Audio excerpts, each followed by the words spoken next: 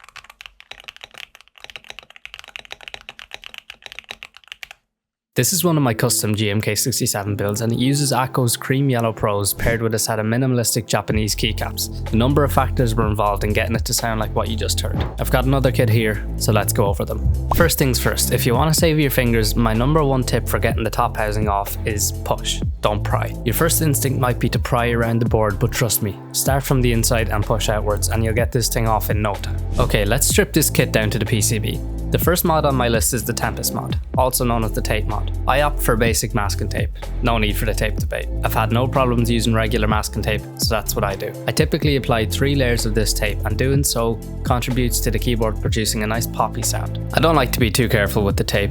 It's much easier to just cut the excess off at the end. One thing to keep in mind is that you have to connect the PCB back to the wires, so make sure you make these cutouts. The next 2 mods I like to do to my GMK67 kits are both related to the stabilizers. Firstly, I remove all my stabs and set them down on a cardboard box usually. I start by cleaning all the factory lube off. The first stabilizer mod I tend to do is called a Holy mod. It essentially involves cutting a plaster into thin strips and feeding it through the stabilizer housing. The goal of this mod is to get rid of any of those horrible ticking or rattling noises that the GMK67 can be notorious for. Now, fair warning, this mod can be quite tedious to do, but in my opinion, it's the most beneficial mod you can do to your keyboard. The second mod I like to do to my stabilizers is to simply hand lube them myself. I really don't like to go over the top here. I found that it's more than enough to just lube the wires. With that being said, I'll apply a very generous amount of lube to the wires right up to the bend, so that the wire is almost not visible through the lube. Some people like to lube the stabilizer housings as well, but I'm quite content with how this method works for me. And that's it. Simple when you break it down, right? With all those mods out of the way, depending on your choice of switch and keycap, you can expect your build to sound not too far from this.